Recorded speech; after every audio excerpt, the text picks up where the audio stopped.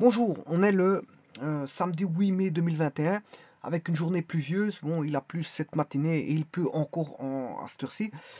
Je rappelle que bon, la météo a été mitigée ce mois-ci. On a eu beaucoup d'éclaircies d'office, mais avec du vent frais, du vent frais.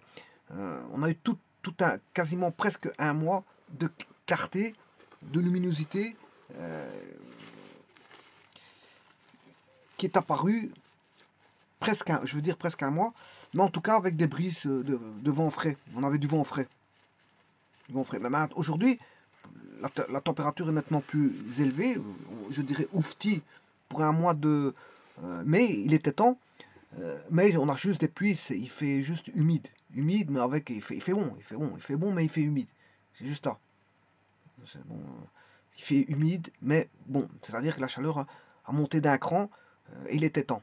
Parce que bon, on attendait ça, bon, c'est rare les années où on attend euh, cette chaleur. D'habitude, mois d'avril, on connaît déjà, mois de mars, avril, on connaît déjà des chaleurs. Hein. Ben, ici, cette année-ci, ça a diminué fortement par rapport aux années précédentes au niveau des températures. Par contre, la clarté, on a eu quand même pas mal de clarté. Et aujourd'hui, on a des pluies. Et hier, on avait une bonne clarté et une bonne température aussi. Hein. Hier, c'était aussi une bonne journée. La journée d'hier est excellente. Pour un mois bien sûr, de mois de mai. On n'est pas encore l'été, je vous le rappelle. Hein. On est loin de l'été. Enfin, loin, non, mais on y approche à grands pas. Mais en tout cas, bon, cette année-ci, c'est quelque chose d'une entrée, on va dire. On arrive à l'arrivée de l'été, mais ça se fait de manière timide.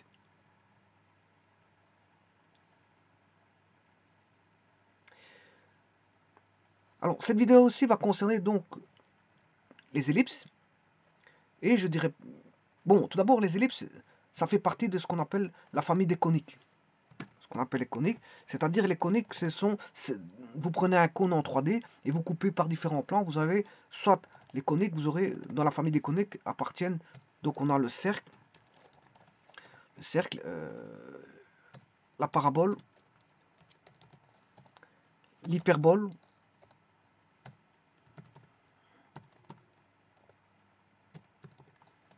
et le, comment on appelle ça, l'ellipse. Justement, c'est l'ellipse. Je cherchais le mot, et en fait l'ellipse elle est là en face de moi. Et donc, ces coniques-là ont des noms. Les noms, généralement, sont dénommés par des lettres rondes.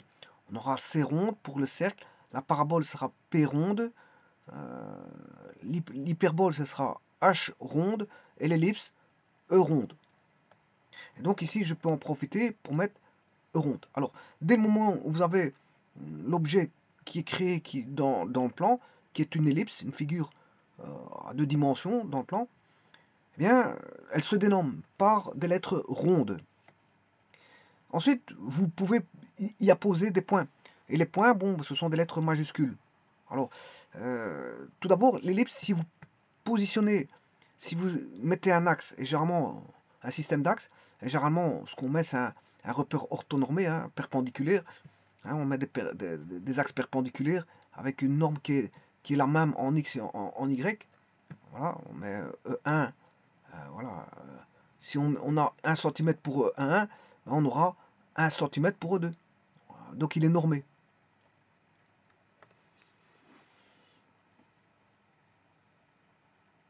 Il est normé. Ce qui veut dire que là, on a un repère orthonormé qui est posé dans le plan. Et donc, fatalement, on va en déduire des équations.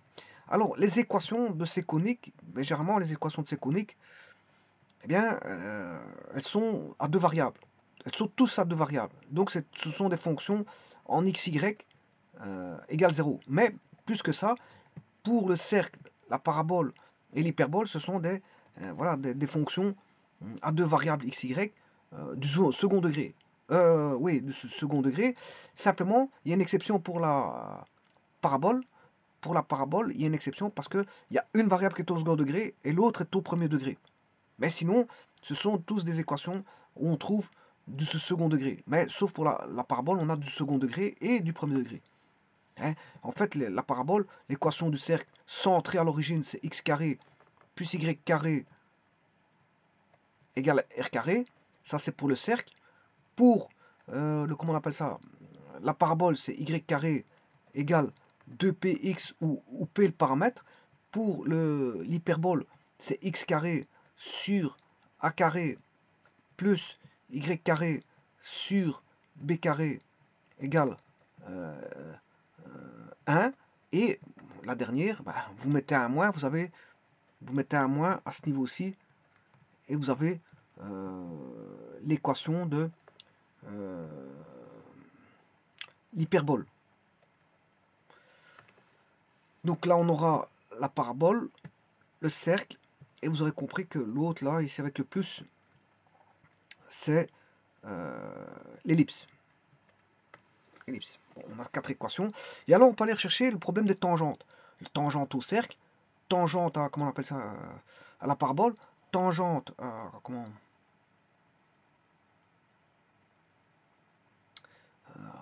à l'ellipse et tangente à l'hyperbole. Bon. Et alors ici, justement, je vais voir le tangente à l'ellipse. Je vais m'intéresser à l'ellipse. Donc je vais prendre l'ellipse qui est comme ceci, centré, et je vais dire horizontale, hein, avec A plus grand que B. Voilà. A plus grand que B, donc il est horizontal.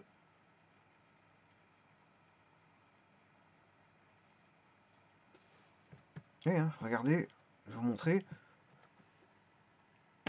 X carré sur 9, donc A vaut 3, puisque j'ai pris A carré vaut 9, plus Y carré sur 4 égale 1. Elle est centrée, voilà, c'est un axe horizontal. Elle est centrée sur un axe horizontal, A plus grand que B. Alors, maintenant, je vais voir le problème des tangentes. Alors, le problème des tangentes a déjà été traité. J'ai fait des vidéos là-dessus, je vous ferai des liens. Il n'y a pas de problème, je vous ferai les liens, ça d'office. Dès que j'ai terminé la vidéo, je ferai des liens sur le renvoi vers... parce que ça a déjà été traité, je ne vais pas le retraiter une seconde fois, ça ne m'intéresse pas.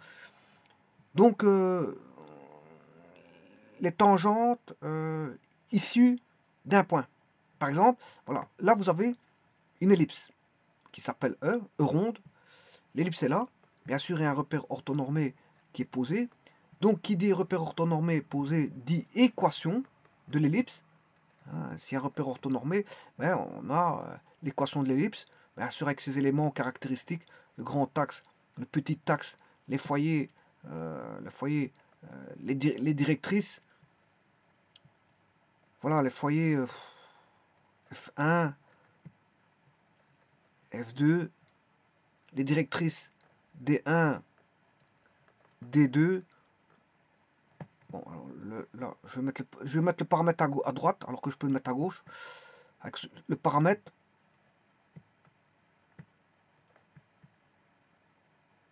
Le paramètre P.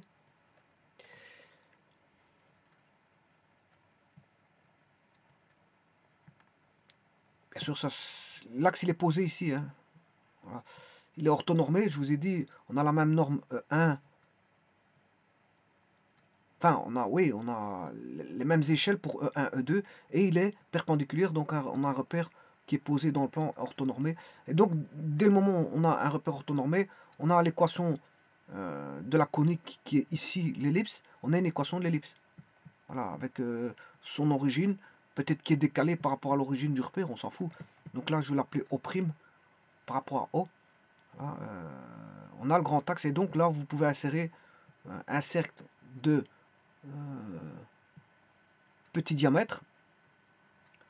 Toujours, une ellipse, il y aura toujours un cercle de petit diamètre et un cercle de grand diamètre. Et c'est comme ça qu'on mesure le A et le B. Et ici, on voit bien que on a le B qui est plus petit que A. Alors, je vais vous positionner maintenant le A.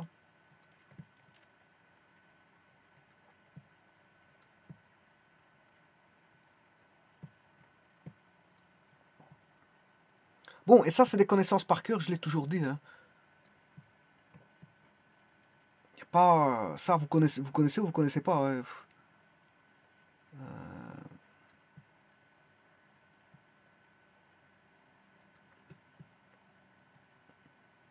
Il faut connaître sa théorie, bien sûr, hein, sur les ellipses, parce que bon, si vous venez faire des ellipses et vous connaissez pas votre théorie, c'est pas la peine de faire quoi que ce soit. On n'invente rien ici, hein, c'est basé sur des connaissances. Donc venir ne rien connaître, c'est encore une fois, les mathématiques sont basées sur les connaissances, hein. Si je veux dire, la personne ne connaît pas ces formules, la première des choses, c'est d'aller revisiter, faire une revisite des formules, hein, avant de faire quoi que ce soit, hein. On vient pas ici, je veux dire, faire du n'importe quoi. Et voilà, je vous le dis comme ça, bon, vous le savez. Ici, ces vidéos aussi nécessitent des connaissances. Je ne fais pas des vidéos, je veux dire, qui tombent du ciel comme ça. Voilà, c'est des connaissances. Donc, ne pas connaître ces connaissances et ne faire fi de ces connaissances-là et se dire, bon, on ne comprend pas, c'est un peu normal, hein, parce que c'est pas de la non-compréhension, c'est de la non-connaissance. Il faut d'abord étudier. Avant de dire je comprends pas, il faut d'abord étudier sa théorie, hein. Avant de dire je comprends pas, faut aller voir, étudier sa théorie. Parce que je comprends pas, c'est un peu trop facile aussi, hein, enfin, le foyer il est là. F1.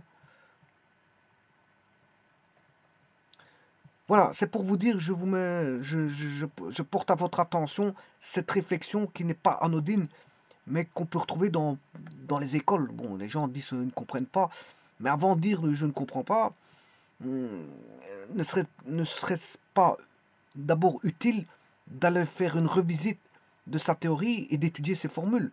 Parce que, bon, je ne comprends pas, c'est aussi un terme aussi facile, hein. Ça ne tombe pas du ciel, ça demande de l'étude. Ça demande de prendre ses bouquins, bouquiner et mémoriser.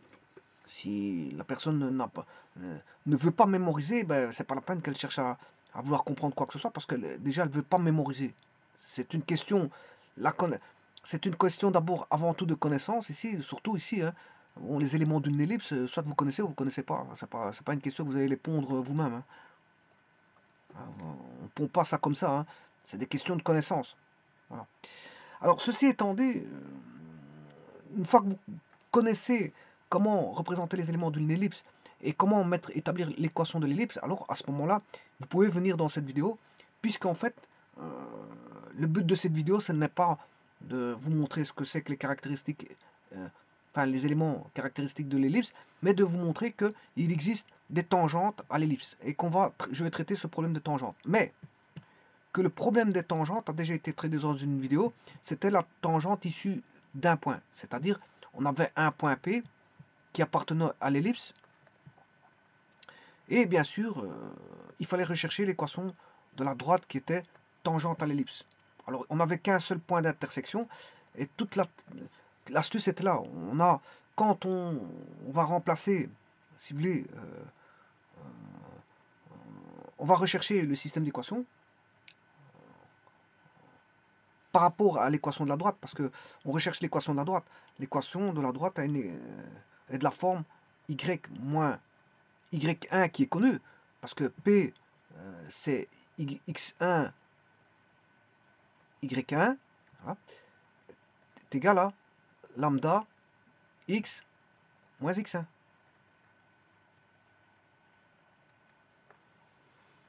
Alors, bien sûr, ce qu'on recherche ici, c'est pas x1, y1, on les connaît. On connaît le point de passage. Le point de passage en P, c'est x1, y1, on connaît. C'est un point donné, hein, ça. C'est les tangentes issues à un point.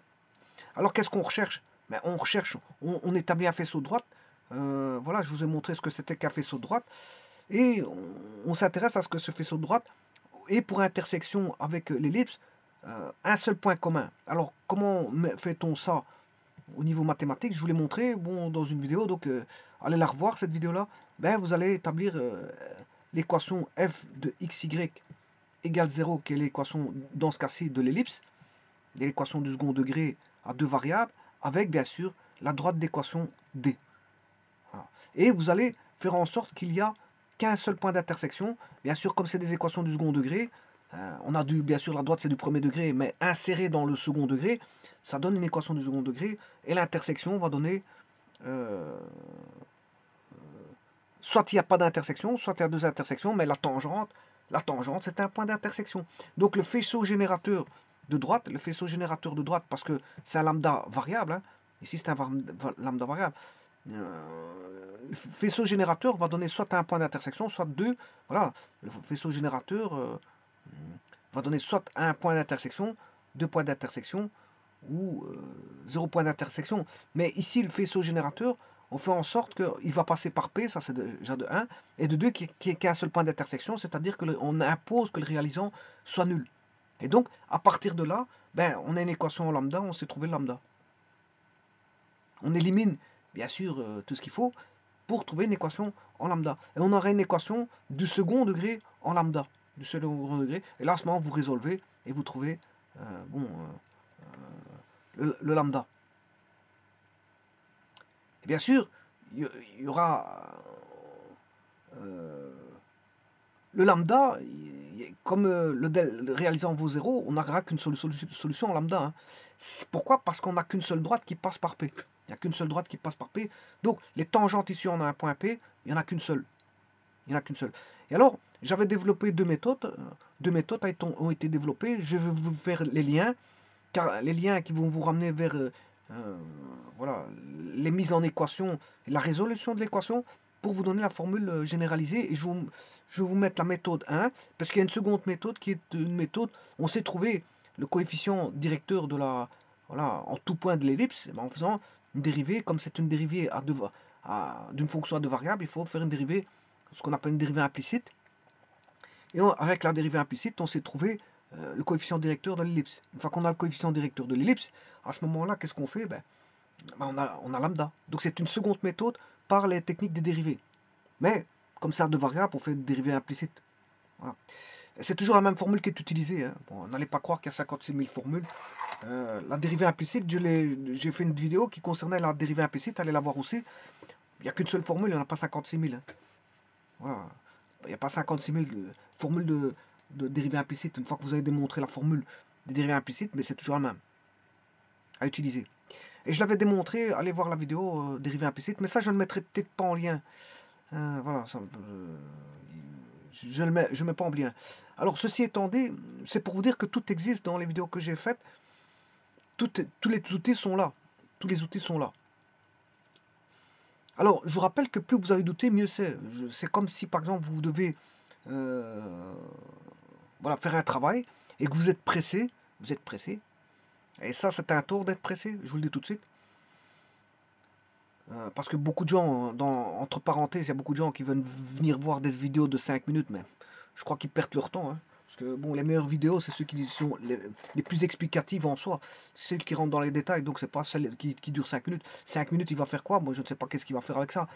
Une vidéo d'1 heure qui explique tout dans les détails, il pourra faire d'autres exercices en rapport. Je veux dire, voilà, il aura une vue plus élaborée qu'une petite vidéo de 5 minutes qui explicite les grandes lignes. Hein.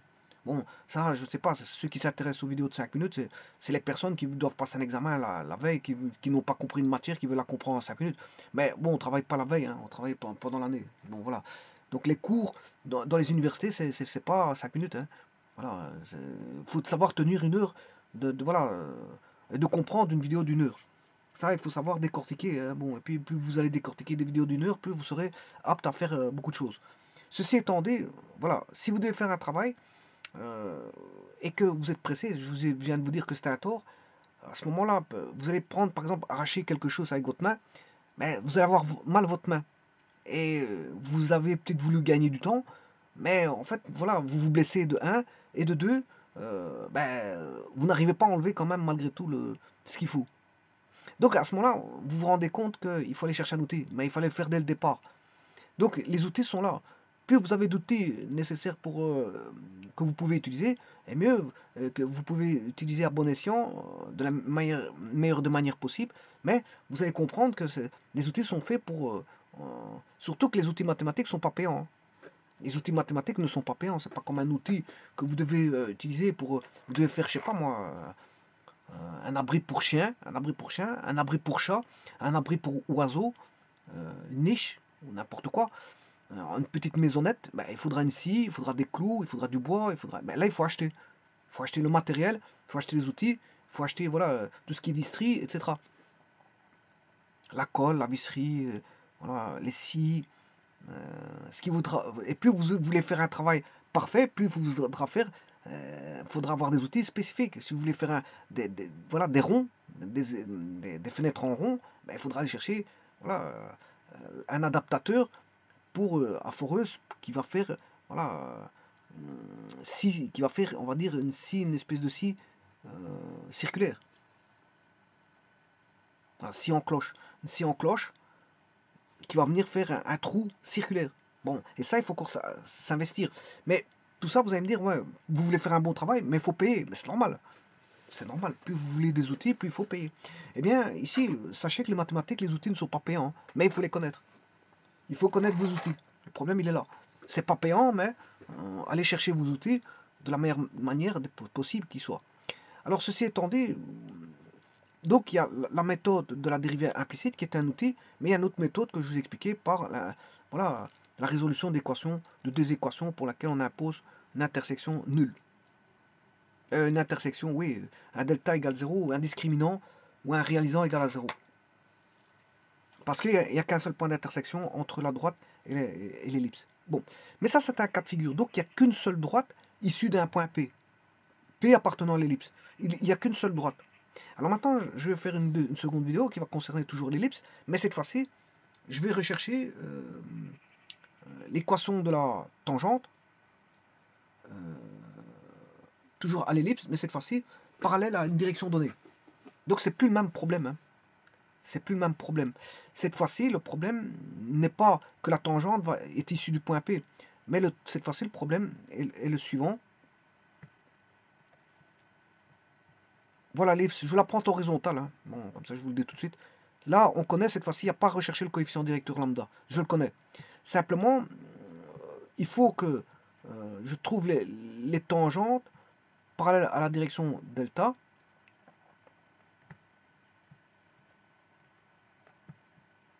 Parallèle à la direction delta. Mais tangente à l'ellipse.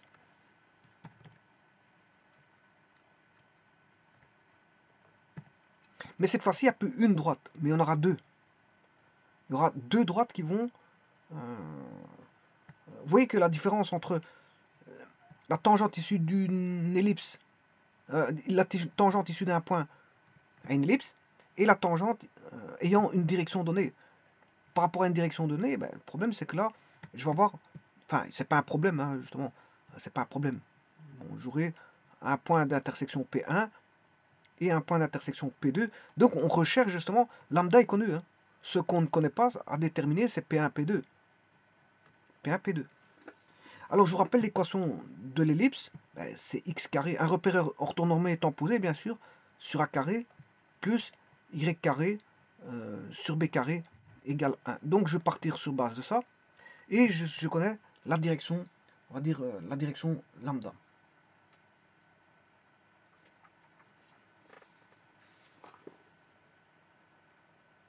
Alors, je vous rappelle, la tangente issue d'un point, c'était la technique du dédoublement. Hein. Alors, la technique, si vous résolvez, ou si vous faites par la méthode implicite, je vous rappelle l'équation, elle est assez simple, c'est la technique du dédoublement. Et c'est vrai aussi pour l'hyperbole, on a une technique de dédoublement. Ce qui est vrai ici pour l'ellipse, c'est vrai pour l'hyperbole. Hein. Donc, x carré sur a carré, plus y carré sur b carré, c'est l'équation de l'ellipse. Alors si vous voulez l'équation de l'ellipse issue d'un point, si vous résolvez tout ça, dans les exercices, vous pouvez utiliser directement la tangente, sauf si votre professeur demande de développer. À ce moment-là, il faut refaire toute la démonstration en intégrant bien sûr les valeurs. Alors, la droite, c'est la technique du dédoublement. Vous dédoublez, le x carré devient x fois x. Alors, pourquoi x fois x? Je vais vous montrer pourquoi. Et c'est une technique de dédoublement. Voilà. Alors, bien sûr, ne perdez pas de vue, qu'on a des droites. Hein. Donc, vous pouvez pas avoir x carré, y carré. Hein. Enfin, c'est x et y. On aura x et y. Voilà. Voilà. Mais simplement, ça c'est x1 et ça c'est y1. Voilà, c'est juste ça. Ou, bien sûr, qu'est-ce que c'est qu'x1, y1? C'est le point P, x1, y1. Et là, vous avez directement la tangente. En un temps de mouvement, vous avez la tangente parce que ça a été démontré. Hein. Vous n'avez pas à chaque fois de le redémontrer, sauf si votre professeur demande de développer tout, faire de tous les détails. Le développement, à ce moment, il faut faire comme quand vous démontrez, vous faites la même chose et vous apportez sans vous tromper, bien sûr, parce que on est vite sujet à se tromper ici. Hein. Quand vous faites de forts développements comme ça, mathématiques, bon, on n'est pas à l'abri de, voilà, de faire un plus avec un moins alors que c'était un moins avec un moins. On n'est pas à l'abri de, voilà, de multiplier par un moins alors que c'était un plus. Bon, on met un carré, on oublie un carré, on se retrouve avec du premier degré. Bon, on peut faire toutes sortes d'erreurs. Hein, toutes sortes d'erreurs. Les erreurs, bon, elles sont multiples et variées. Donc, je ne vais pas entamer ici, je dirais, une étude sur toutes les erreurs qu'on peut faire. Mais en tout cas, le sens de l'observation fait en sorte que vous devez être très, très vigilant. Très vigilant. C'est comme une conduite. Dans la conduite, il faut regarder à deux fois. Vous avez, voilà, vous êtes sur une rue qui débouche sur une route. Et la route, bon, n'est pas très... On n'aperçoit pas très bien les choses à cause des voitures qui sont mises sur les côtés. Enfin, divers objets variés de la route viennent brouiller, ou tout simplement une météo vient brouiller les vues. Eh bien, regardez à deux, voire trois fois. À deux, voire trois fois, voire quatre fois. Regardez à gauche et à droite, voilà, est toujours, je veux dire, un bienfait, parce qu'au moins, vous vous assurez à 100% avant de faire une traversée, de ne pas couper le chemin à quelqu'un et venir voilà, faire un accident grave. Donc ici, c'est pareil. On demande de l'observation tout le long, si ce n'est qu'ici, si vous vous trompez, c'est pas grave. Bon, par rapport à un accident de la route, l'accident de la route, bon, un accident, une erreur peut être fatale. Une erreur est fatale sur la route. Mais en mathématiques, une erreur n'est pas fatale. Vous revenez en arrière, vous cherchez votre erreur, c'est tout. Il y a juste un point. Si vous êtes dans un examen, le problème c'est que bon, le temps passe. J'ai toujours dit ça. C'est que bon, l'examen est sujet à une temporisation. Donc une fois que le tempo est enclenché, ben, il y a la fin du tempo qui est attendue. C'est-à-dire que bon, là, il y a une constante. Une constante, c'est le temps d'examen, vous ne savez pas le changer. S'ils vous ont dit que l'examen fait 2 heures, c'est 2 heures. Si vous ont dit 3 heures, c'est 3 heures. Vous ne savez pas changer ça. C'est une constante, mais pendant cette constante-là va varier, va diminuer au fur et à mesure, tel un sablier qui, voilà, qui réduit le temps, et plus le temps se réduit, et par rapport aux exercices qui sont faits, ben là on peut être en confiance ou en voilà, voilà, perdre la confiance, avoir une confiance ou perdre la confiance par rapport à ce qui a été fait. Et ça, c'est une gestion d'examen. Bon, si vous avez bien démarré, tant mieux. Si vous avez mal démarré, voilà, voilà, au niveau de la confiance, on commence à perdre voilà, ses nerfs. Hein. Bon, c'est comme ça, tout le monde est comme ça. Chacun est comme ça à son examen. Bon, sauf ceux qui s'en foutent de l'examen, mais ça, bon, ça, à rigueur, qu'ils passent ou qu'ils ne passent pas, on s'en fout. Hein. Bon, parce qu'ils s'en foutent de leur examen, bon, qu'ils le passent ou qu'ils ne le passent pas. Voilà. Ben, j'ai un examen, bon, les gens ont une envie, un désir, c'est de le réussir. Bon, et quand ils ont les éléments qui font en sorte qu'ils bloquent sur leur réussite de l'examen, bon, qu'est-ce que ça fait? Ben, ça rend les gens un petit peu malheureux. Et ça les déprime un petit peu, ça les déprime et ça les rend un petit peu malheureux. Bon, on va dire ça comme ça. Ceci étant dit, il serait plus que temps que j'entame l'entame de l'exercice, enfin de la démonstration qui va concerner donc euh, la recherche, non pas de lambda, non pas du coefficient directeur, parce que ici le coefficient directeur dans ce cas de figure-là est donné, mais sachez qu'il va donner deux tangentes. Deux tangentes.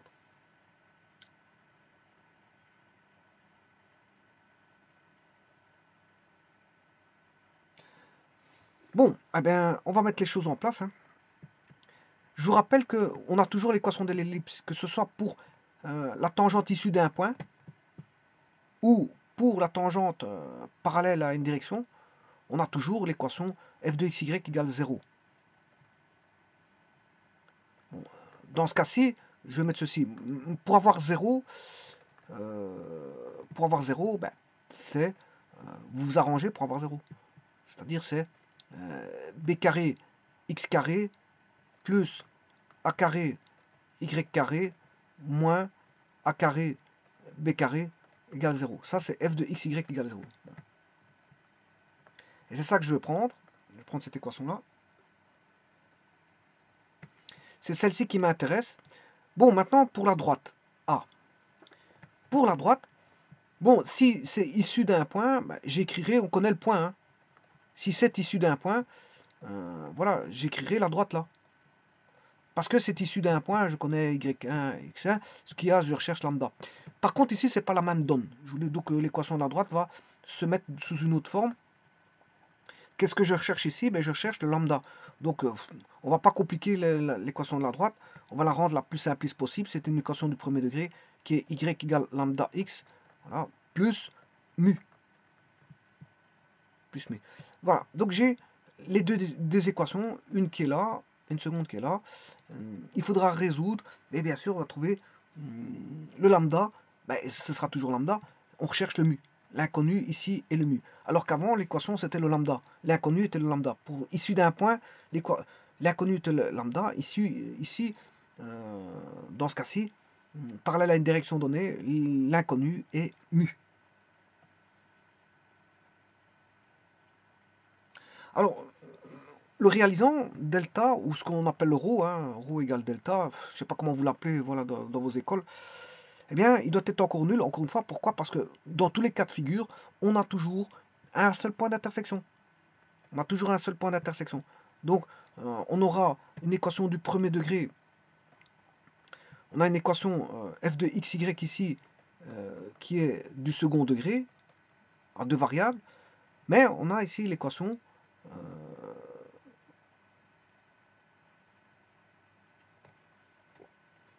à deux variables aussi.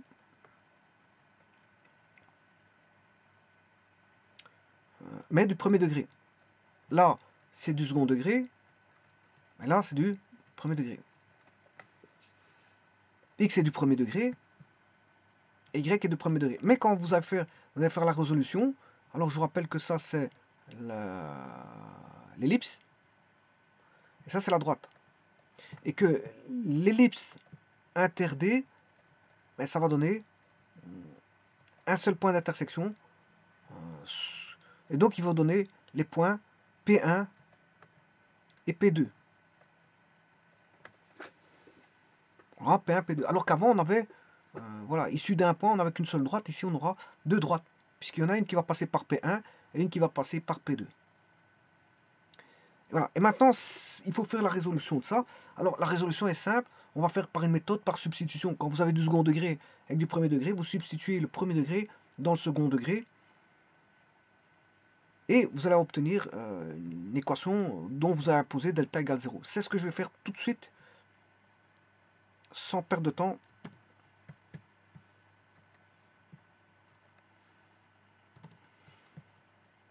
Alors, le b carré x carré, je le garde. Le a carré, je garde. Le y carré, et là, c'est lambda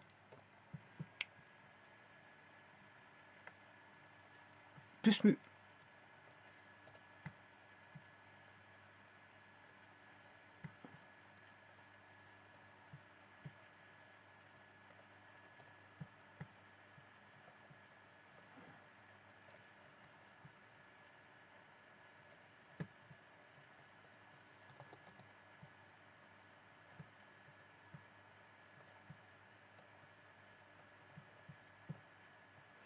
Bon, c'est assez simple, je vous le dis tout de suite, il n'y a rien de compliqué là-dessus. De toute façon, j'ai déjà tout expliqué. Enfin, avec ce que je vous ai donné, normalement, vous allez trouver la réponse. Bon, il y a juste une petite chose.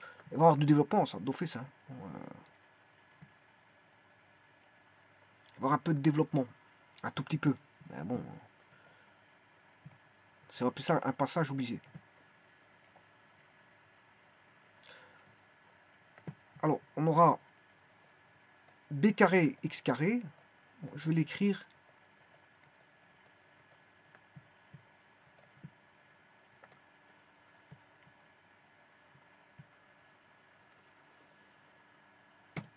B carré x carré plus a carré lambda carré x carré, bon, c'est lambda carré x carré,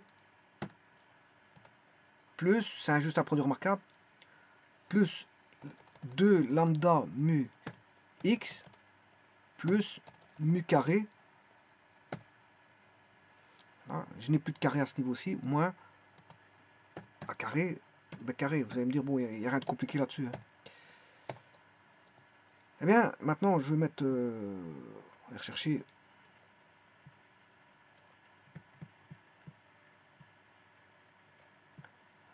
lambda carré plus le double produit lambda mu x plus mu carré.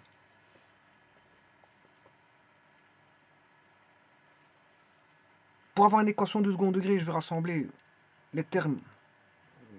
Je vais mettre le polynôme dans sa forme générale ax carré plus bx plus c. Voilà. B carré plus a carré lambda carré, parce qu'il faut multiplier le a carré.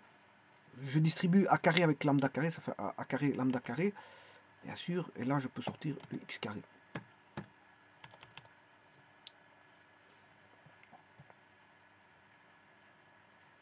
Pour ce qui est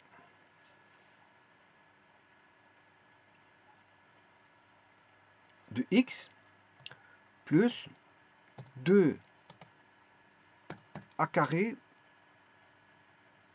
lambda mu x. Et puis, bon, pour ce qui est des coefficients, on aura a carré mu carré moins a carré b carré égale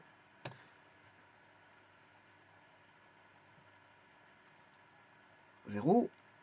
Et là, on a notre équation du second degré où delta doit être égal à 0. Donc, je vous ai dit tout à l'heure, le delta de ça égale 0. Alors c'est b carré x carré plus a carré lambda carré x carré. Donc on aura x carré, mais là vous voyez que c'est b carré plus a carré lambda carré. B carré plus a carré lambda carré. Voilà pour les x carrés. Donc c'est fait. Je n'ai plus à traiter les x carrés. Je vais traiter 2 lambda x, mais je dois multiplier par a carré. Donc ce qui fait 2a carré lambda mu. Alors ne pas oublier le x. Il est traité. Et il va rester, bien sûr, a carré fois mu carré. A carré fois mu carré moins a carré b carré égale 0. Et donc il faut imposer à ce que le réalisant n'admet qu'une solution. N'admet qu'une solution.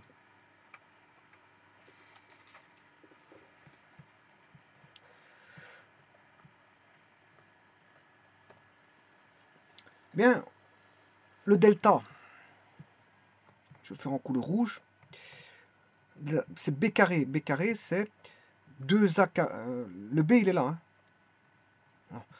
Ça, c'est le a carré. Enfin, ça, c'est le a.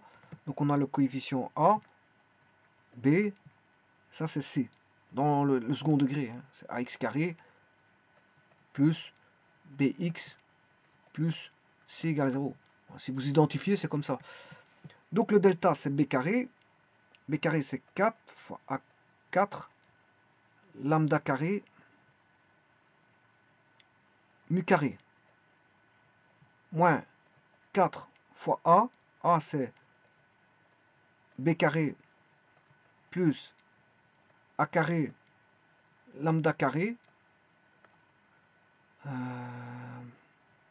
fois c. Et c, c'est a carré mu carré moins a carré b carré égale 0.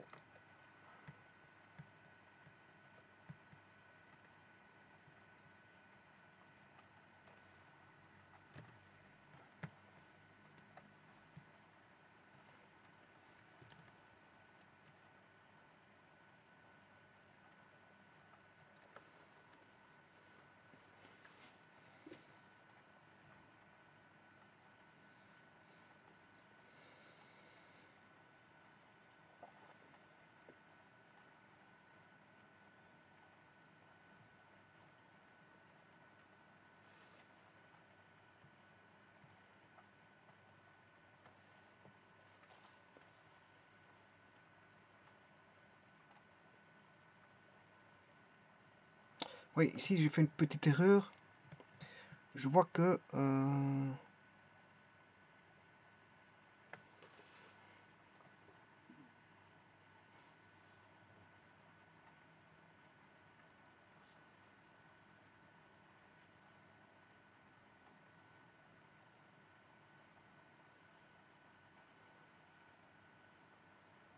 non, j'ai rien, tout est bon. J'ai rien dit, je pensais que je m'étais trompé quelque part, mais... Ouais, tout est bon. A carré, mi carré, A carré, ouais, tout est bon. Ok, ça va, j'ai rien dit. Bon, revenons ici. Donc, ce qui fait 4 lambda 4 mi carré. Ça se répète. Je ne vois pas pourquoi je devrais le réécrire, je fais juste une copie. C'est ça l'avantage de l'informatique, je l'ai toujours dit. Alors maintenant, on va faire très attention à ce qu'on va faire maintenant. 4. Alors je vais multiplier b carré a carré mu carré. En attendant le 4, je vais le mets entre crochets ici. Je vais faire tout entre crochets pour ne pas me tromper. B carré a carré mu carré moins, puis je fais le second, a carré b4. A carré b4 plus... Je vais recommencer.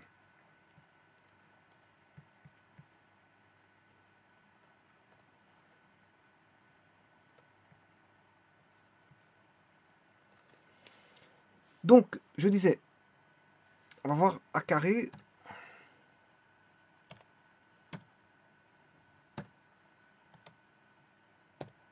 Bon, M c'est mu hein. M c'est mu, je remettrai mu après. En attendant, je fais A carré, B carré, mu carré. Moins A carré, B. Ouais, B exposant 4 ici. Donc je vais déjà mettre le mu, je vais en profiter pour mettre le mu carré.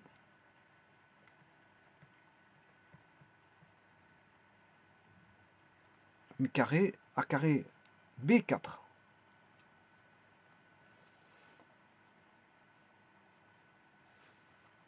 C'est déjà ça de fait, on a déjà deux termes. Je vais faire la multiplication des deux autres. Plus A4 plus A4.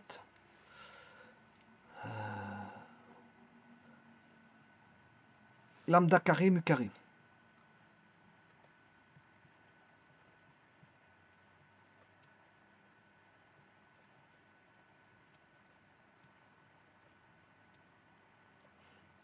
C'est un problème juste de calcul ici, hein. Bon, rien de plus. Ensuite, et le dernier, ouais, il reste plus que le dernier, moins, plus par moins, ça fait moins. A4, B carré, lambda carré. Voilà. On a tout. Bien sûr, égale 0.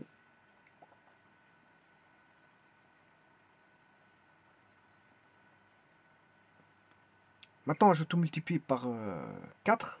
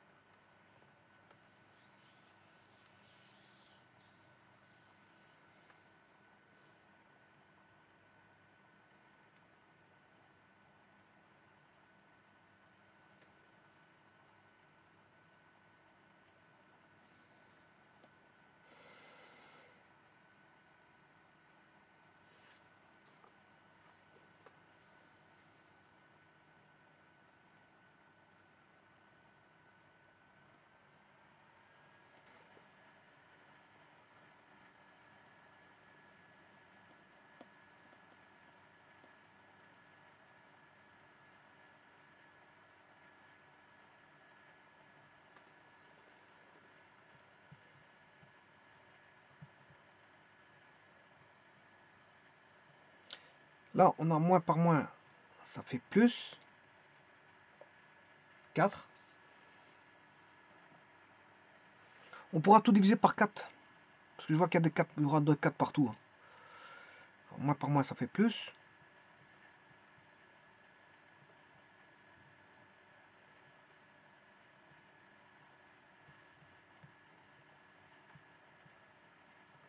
Moins 4.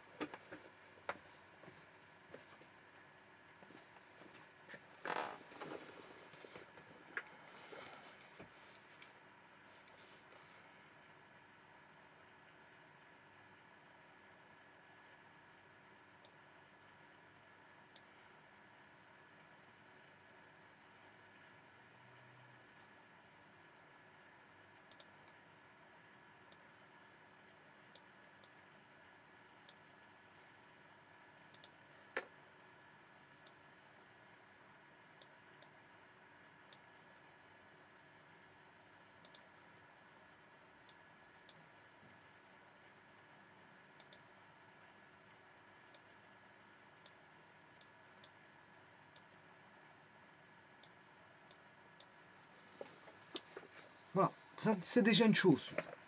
C'est déjà une chose.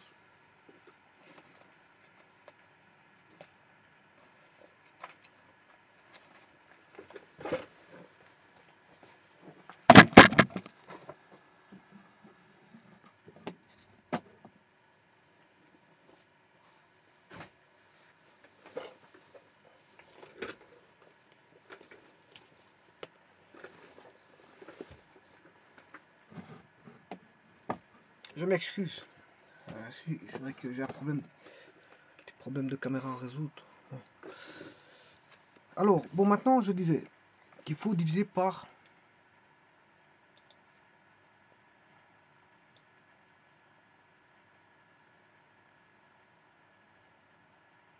Il faut tout diviser par 4. Donc, je vais reprendre ceci. Et je vais travailler ceci.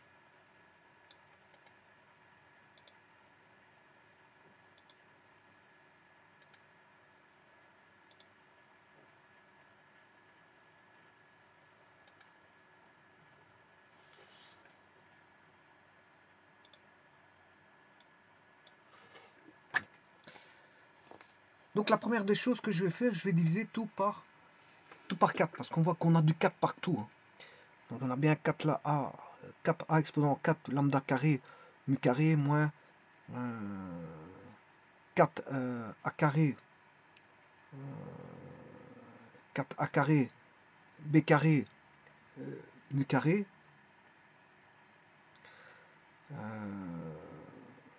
plus 4 A carré, B4,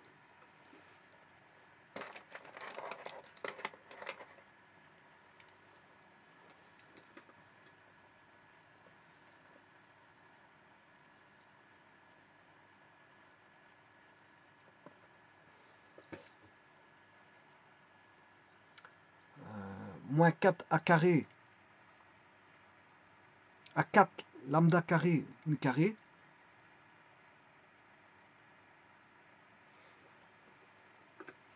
je vais tout diviser par 4.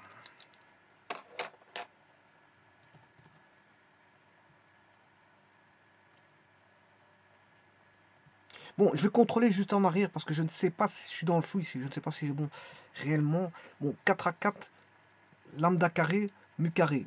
On est d'accord. Moins 4 a carré, b carré, mu carré.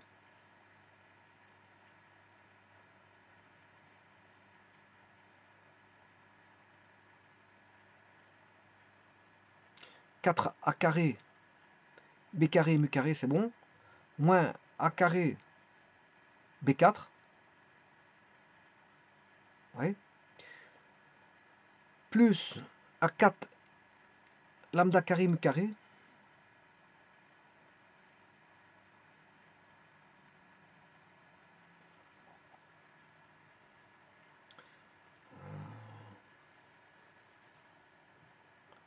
Moins A4 B carré lambda carré. Oui, tout m'a l'air correct.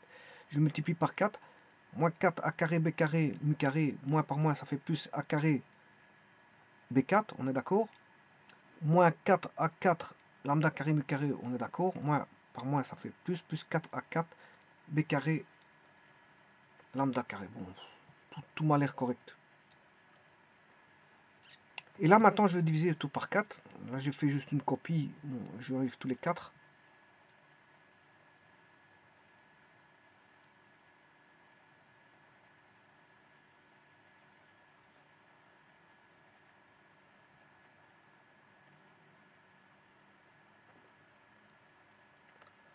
Alors, il ne faut pas perdre de vue ce qu'on recherche. Hein. C'est Y, on recherche quoi? On recherche... On a une équation égale 0. L'équation égale 0. Et on recherche Y égale lambda qui est donné, X, plus mu. Qu'est-ce qu'on recherche? L'inconnu, c'est mu. Donc moi, ce que je vais rechercher, c'est mu. Hein. Donc je vais isoler le mu. Mais le problème, c'est que le mu, il est donné en mu carré et non pas en mu. Donc il faudra chercher une racine carrée. On va chercher une racine carrée. Donc ce qui veut dire que si je mets mu carré en évidence, mu carré, j'aurai A4, il suffit de recopier celui-là.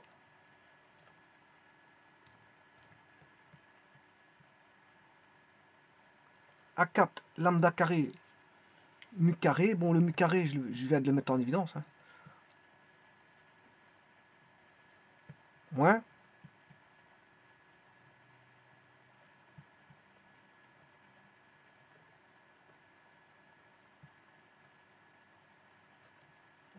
Mu carré, je viens de le mettre en évidence.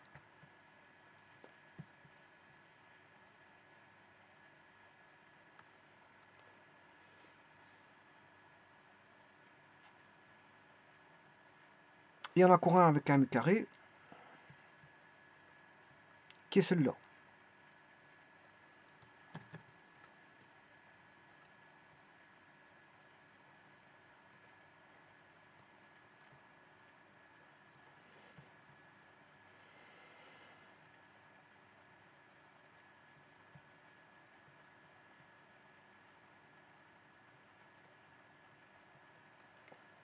Et ça, c'est égal à quoi?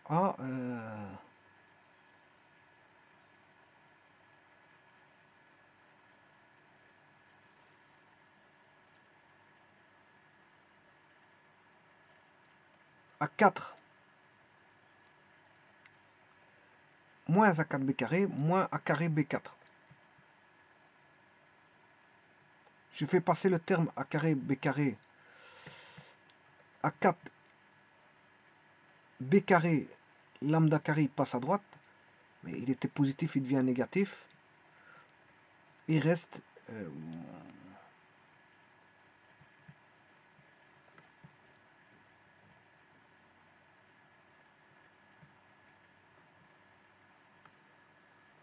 je vais faire juste des copies. Celui-ci passe de l'autre côté avec un moins. Celui-ci passe de l'autre côté avec un moins. Ils sont tous les deux négatifs. Moins et moins. Bon, mais qu'est-ce que je vais faire? Je vais mettre une parenthèse ici, je vais mettre un plus.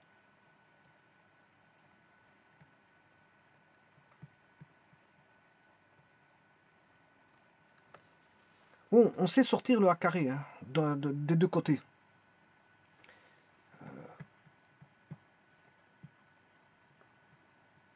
Le A carré positif. Hein.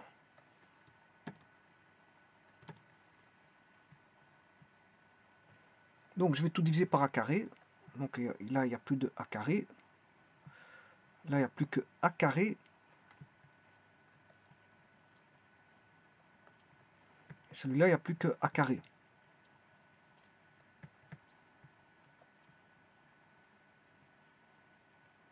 Bien sûr, j'ai sorti a carré. Celui-ci, je vais sortir a carré aussi. Ce qui veut dire que si je sors a carré, je n'ai plus de a carré là. Et je mets a carré là.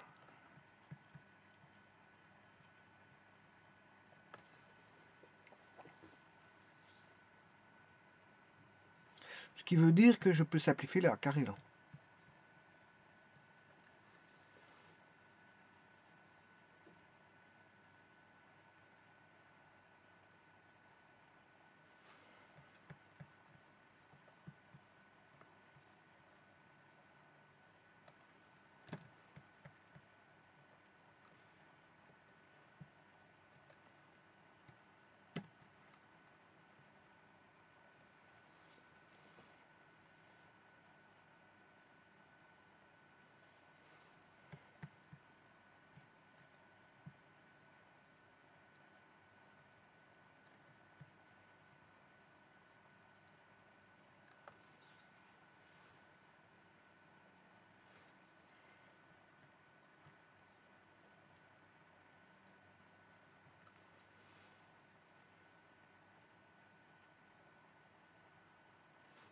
Donc je peux chercher le mu carré.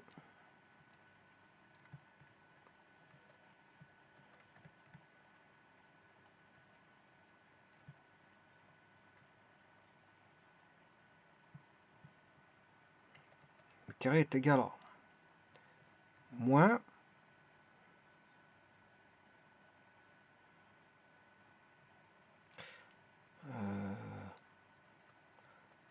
B4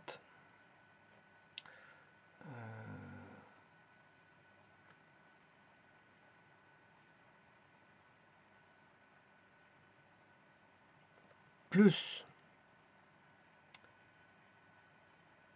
a carré lambda carré B carré, a carré B carré lambda carré, le tout divisé par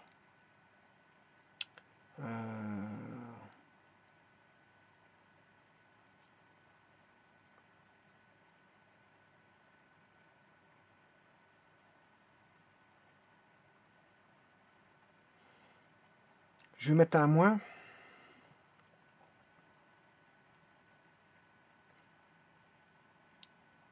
Ah oui, mais ici je sais simplifier a carré, B, a carré lambda carré. Hein.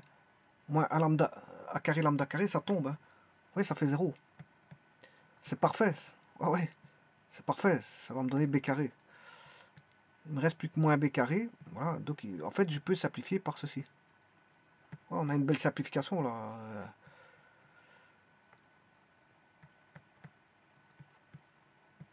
Bon, et là, je peux simplifier aussi par moins, ça fait plus. Mais là, je peux simplifier par B carré. Il va rester B carré plus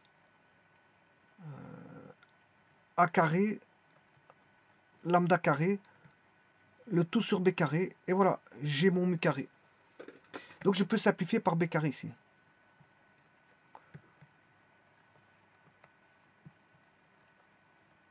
Donc, mu carré est égal à A carré lambda carré plus B carré.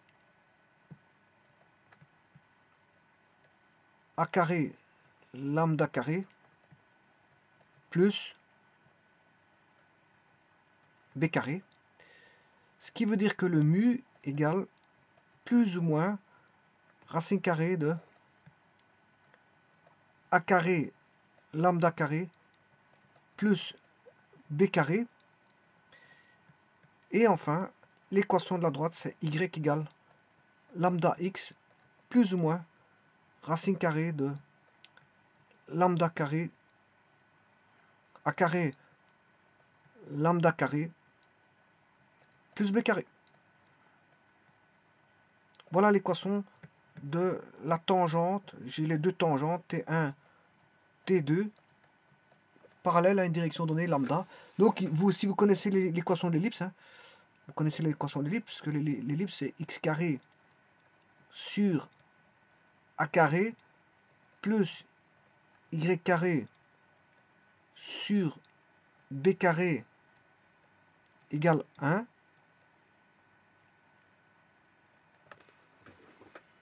Donc, vous connaissez le a carré. Vous l'avez tout fait. Hein. Il suffit de le mettre dans la racine carrée ici, en a carré. Le b carré, vous l'avez tout fait. Voilà. Le coefficient directeur, bon, on vous le donne dans l'énoncé. On vous dit que c'est... Voilà, mais là, il faudra juste calculer le carré du lambda pour le mettre là. Ah, et vous avez l'équation de la tangente. Alors, je vais vous faire un exemple. Ben, je peux le faire pour celui-là. Je vais chercher une direction qui est parallèle à 5x. Ah, ça, c'est 5x. Hein. Et je vais trouver les tangentes par rapport à ça. Les tangentes par rapport à ça, eh bien, j'applique juste y égale 5 plus SQRT, donc c'est la racine carrée, de a carré, ben je l'ai, ça fait 9, fois la direction c'est 5, vous mettez au carré, c'est 25, plus, j'espère que j'ai bien mis un plus 4, qui est b carré, voilà. Oui, j'ai oublié un x. Voilà la première droite. Et la seconde, je fais juste dupliquer. Mais je vais juste mettre un moins en lieu et place du plus.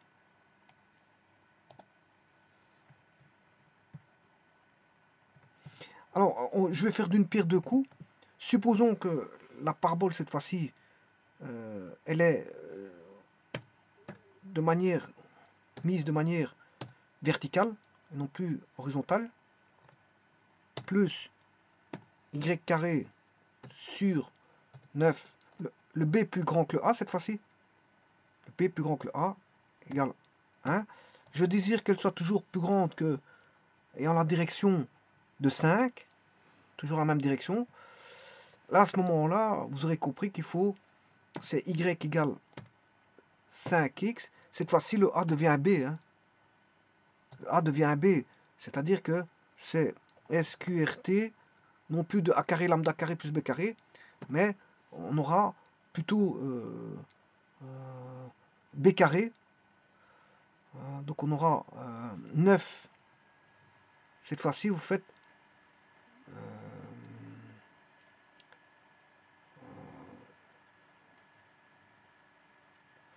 4 fois 25 plus 9.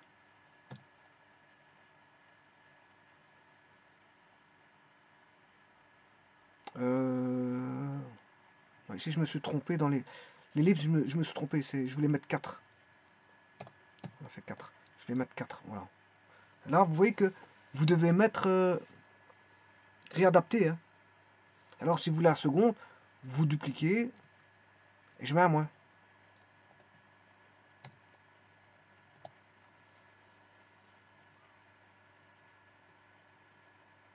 Donc, ça reste toujours, quelque part, oui, ça reste toujours à carré. C'est toujours à carré. Hein. Qu'elle soit horizontale ou verticale, c'est toujours la même chose. Hein. Il y en a un, ce sera 9 fois 25. Ben, là, le 9, il est à carré. Et là, c'est toujours la même équation. C'est toujours la même équation. Donc, qu'elle soit horizontale ou verticale, c'est toujours la même équation.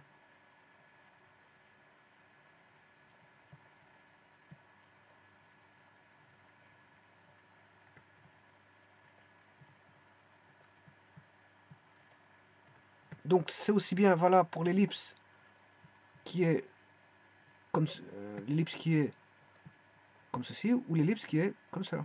Bon, Vous prenez voilà, le A, le bon A, ce sera toujours celui-là.